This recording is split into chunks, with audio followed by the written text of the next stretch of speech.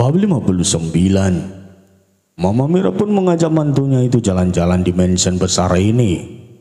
Walau Kira sudah tahu semua tempat di sini, namun Kira tetap senang melihat mansion besar itu. "Sayang, mau ke taman belakang enggak?" kata Mang Dadang. "Bunga-bunga di sana udah pada mekar loh," tawar Mama Mira karena beliau tahu kalau Kira senang dengan bunga. Sedangkan Kira yang mendengar hal itu pun merasa gembira. Dengan antusias dia menganggukkan kepalanya. Mama Mira dan Kira pun menuju ke taman belakang, dan benar saja bunga-bunga di sana sudah bermekaran.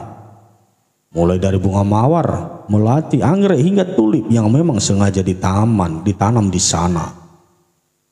"Wah, cantik banget ya, Ma," seru Kira merasa senang sekali. "Iya dong, mau Mama fotoin enggak?" tawar Mama Mira merasa pasti bakalan bagus fotonya, karena bunganya bagus dan juga sang menantu yang sangat cantik serasi dengan bunga di sana. "Boleh, Ma?" seru Kira dengan senangnya berpos. Banyak foto-foto bagus yang diambil oleh Mama Mira membuat Kira begitu senang. Lama dia tidak bersuah foto seperti sekarang ini. "Cantik banget," seru Gavin yang tiba-tiba saja berada di belakang sang istri, membuat Kira terkejut dan langsung membalikkan badannya. "Gak usah balik, mending kita foto aja," ucap Gavin. "Ma, fotoin," seru Gavin membuat Mama Mira mendengkus kesal, namun tetap memfotokan anak mantunya itu. Gavin memeluk ratu sang istri dari belakang. Begitu mesra membuat siapapun pasti bakalan iri. "Sayang, kita belum pernah honeymoon nih. Kira honeymoon yuk," bisik Gavin membuat Kira mengernyitkan. Belum juga Kira menjawab, Mama Mira sudah datang dan memberikan hasil-hasil bagusnya, membuat Kira ikut senang. "Udah, mending kamu ajak Kira ke kamar Devin. Tuh lihat muka mantu cantik Mama Kira udah merah semua, pasti kepanasan," ucap Mama Mira dan diangguki oleh Kira. Gavin pun mengajak istrinya ke kamar. Sampai di kamar, Kira mengganti pakaiannya yang lebih nyaman. Karena beberapa waktu ini dia cukup mudah berkeringat, bahkan waktu dia tidak melakukan kegiatan apapun. "Cantik banget sih," seru Gavin melihat Kira keluar dari walk-in closet dengan menggunakan lingerie yang sudah Gavin pilihkan sebelumnya. "Cek, kenapa juga sih aku disuruh pakai ginian, Mas? Kalau keluar nanti gimana coba?" seru Kira dan duduk di samping sang suami. "Ya jangan keluar lah," jawab Gavin dengan santainya sambil merebahkan kepalanya di paha sang istri dengan menyusupkan wajahnya di perut sang istri. "Mas, geli," ucap Kira merasa geli karena Gavin terus menggerakkan wajahnya ke perut istrinya. "Aku lo lagi nyapa anak aku, Bunda," ucap Gavin dengan mencium perut rata sang istri dengan lembut. Bahkan tangan kiri sudah dia masukkan ke dalam bajunya dan mengusap perut tersebut tanpa ada penghalang. "Mas senang gak?" tanya Kira lagi. Entah dia masih tidak percaya akan pemberian dari Allah tentang kehamilnya ini. "Senang banget, Mas, senang banget sayang," ucap Gavin dengan diakhiri mencium perut sang istri. "Kamu seksi banget sayang, Mas jadi pingin," ucap Gavin dengan suara seraknya. Melihat sang istri menggunakan lingerie seperti ini membuat Gavin ingin menerekamnya saja. Kalau saja sang istri tidak hamil, mungkin sekarang Kira sudah lemas di ranjang. Akhirnya lagi-lagi Gavin harus menuntaskannya sendiri tanpa ada partnernya di kamar mandi.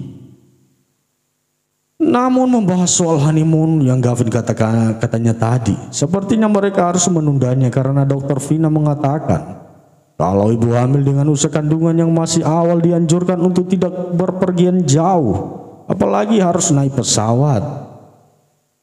Usia kandungan Kira sekarang memasuki usia ke-3 bulan. Perutnya sudah mulai terlihat sedikit menonjol.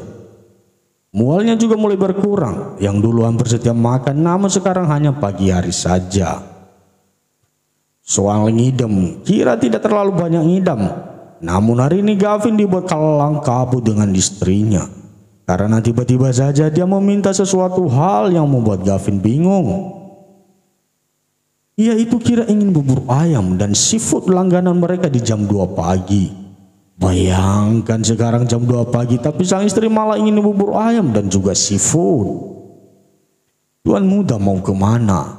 Tanya Bisiti yang kebetulan terbangun dan menuju ke dapur utama untuk menyiapkan bahan-bahan masakan nanti. Maklum, karena rutinitasnya sudah dimulai sejak dini hari membuat Bisiti sudah terbiasa. Gavin mau ke bubur ayam biasanya, Bi. Ujar Gavin membuat Bisiti terkejut. Loh, emangnya sekarang gak tutup ya Tuan muda? Bubur itu kan cuma buka jam 6 sampai jam 8 pagi aja. Jawab Bisiti membuat Gavin tambah frustasi. Aduh Bi, tolongin Gavin dong. Gavin bingung ini. Seru Gavin mengacak-acak rambutnya. Ada apa Tuan muda? Kira ingin bubur ayam langganan kita biasanya sekarang ini. Bahkan dia dari tadi nangis karena tidak aku turuti. Seru Gavin ikut frustasi. Sepertinya jika anaknya lahir nanti Gavin harus memberikan sedikit hukuman. Karena sang anak sudah membuat dia bersusah payah menuruti keinginannya. Oh, kalau bubur ayam Bibi bisa Tuan muda. Kebetulan kata Kira rasanya hampir sama dengan bubur langganan. Ucap Bisiti membuat binar-binar mata Gavin terpancar. Bisiti pun membuatkan bubur ayam kesukaan sang ponakan dengan Gavin yang melihatnya. Dia begitu senang karena Bisiti bisa memasak makanan kesukaan sang istri. Gavin juga sudah mengatakan kalau Kira ingin seafood juga dan dengan santainya Bisiti juga mengatakan bisa membuatnya. Sehingga Gavin tidak perlu susah-susah untuk mencari dengan pusing. Di sana Bisiti juga bisa membantu oleh Mbak Diah dan Mbak Romlah. Pembantu di sana juga yang kebetulan bangun dan melihat dapur sudah sangat sibuk sekali. Hingga pukul 3 pagi ayam jago mulai berkokok. Barulah masakan sudah siap. Untung saja semua bahan sudah ada di kulkas, sehingga tidak perlu susah payah untuk mencarinya terlebih dahulu. Tuan muda, ini makanannya sudah siap. Ucap Bisiti membuat Gavin yang tadinya sedang fokus dengan HP-nya, dengan mengecek email perusahaan pun teralihkan.